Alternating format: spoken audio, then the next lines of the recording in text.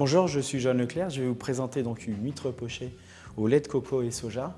Et on va faire une petite bille avec croustillante pour ajouter un peu de croustillant. Donc sans plus attendre, je vais commencer par l'ouverture des huîtres qu'on va réserver donc dans un cul de poule. Donc c'est de la spéciale. On récupère bien le jus des huîtres pour pouvoir laver ces huîtres. On essaye de les ouvrir en gardant bien le voile supérieur. Ne pas le laisser dans la coquille pour récupérer un maximum de chair. Une fois les huîtres ouvertes, on va les rincer donc dans son propre jus, délicatement pour simplement enlever les coquilles.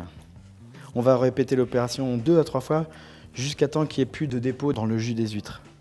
Là, on n'a pas besoin de filtrer, on a bien les coquilles qui vont rester dans le fond de l'eau. Ça, on le rince et on répète l'opération. Encore une nouvelle fois.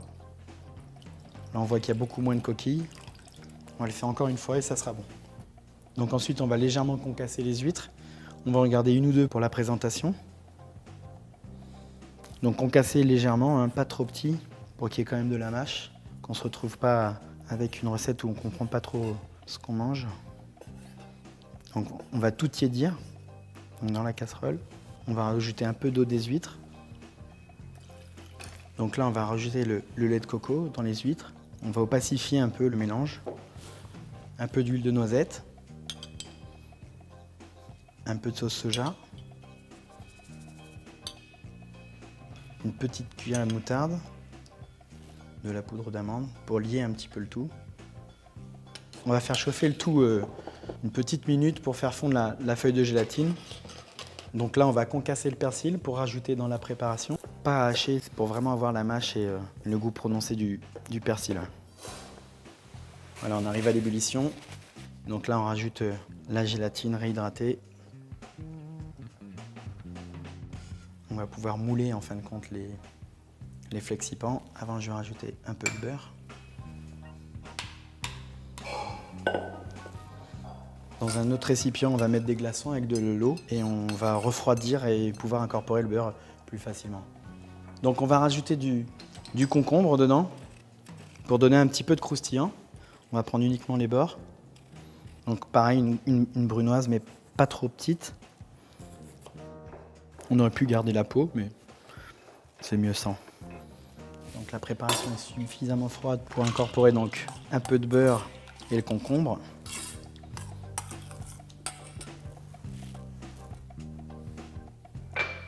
Le beurre, ça va assouplir un peu le tout. L'appareil commence à bien prendre. On va pouvoir le mouler. L'idée, c'est qu'il reste des morceaux de beurre. Comme ça, à la chauffe, après, ça va fondre et ça va nourrir l'ensemble.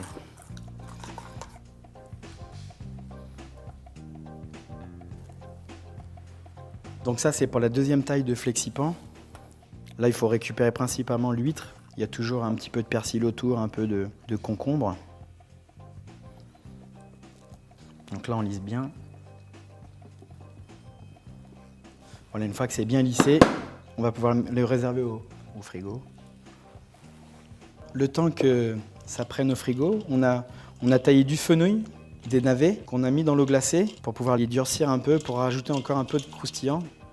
Donc nos deux préparations, vous voyez, ça se démoule assez facilement avec le petit papier. On a à côté de nous une petite casserole juste pour faire chauffer le fond des billes, pour bien les coller. Voilà, et après on les met directement dans la fécule. Bon, pas trop chaud, hein, c'est juste pour faire fondre la gélatine pour qu'elle puisse se recoller.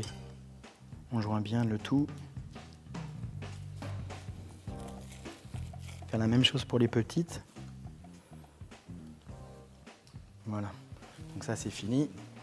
Donc là, je vais demander un petit coup de main à Edouard pour pouvoir paner les croquettes, puisque c'est nettement plus simple à deux. Ça évite d'avoir les mains, un coup dans l'encre de sèche, un coup dans les blancs d'œufs.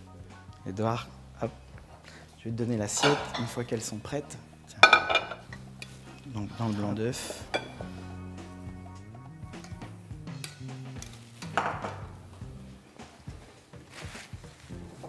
Voilà, on va les repasser. Donc ça, c'est la première tournée. On les repasse une fois dans les blancs encore. Donc l'idée, c'était d'avoir plusieurs tailles de billes d'huîtres. Ce qu'on peut faire, c'est les tenir quelques instants au réfrigérateur une fois de plus pour que la panure sèche un peu autour de cette coque pour avoir un meilleur résultat au moment de la friture. On va finir la recette avec on va réchauffer les huîtres entières, quelques huîtres coupées et le concombre et le persil.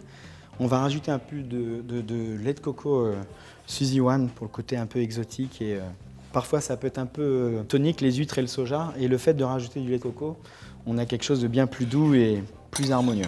Donc là la sauce est prête. Ici on va faire frire nos petites billes d'huîtres.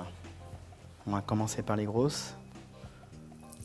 Donc l'idée c'est 30 secondes à 1 minute, vraiment pour faire une enveloppe en fin de compte. Dès que ça commence à trop parler, c'est prêt.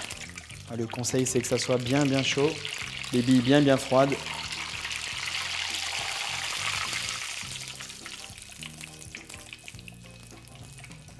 Voilà.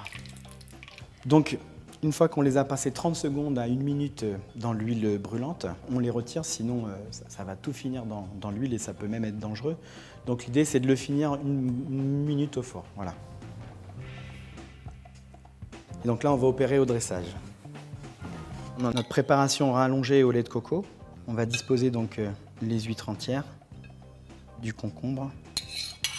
Et l'idée, c'est de mettre plusieurs tailles de croquettes. Voilà, 3 c'est bien. Un peu de fenouil pour le côté croquant, un peu de navet rose et la moutarde japonaise. Voilà la recette, croquettes d'huîtres et lait de coco soja croustillant.